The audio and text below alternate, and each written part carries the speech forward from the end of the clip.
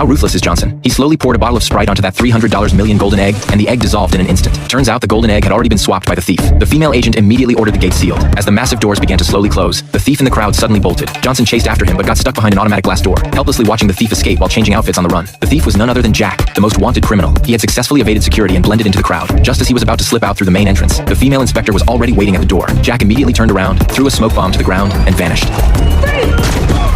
In the chaos, Johnson picked up his trail again, chasing him to the second floor. Jack, small and nimble, leaped through a hole, but the hole was too tiny, and Johnson, built like a bull, couldn't squeeze through. He glanced at the map, turned around, and took a different route to continue the pursuit. In another hallway, Johnson blocked Jack's path with a gun and demanded he hand over the golden egg. Jack pretended to hand it over. Just then, the female agent burst in, and Jack seized the moment to knock the gun out of Johnson's hand and tried to escape by smashing through a window.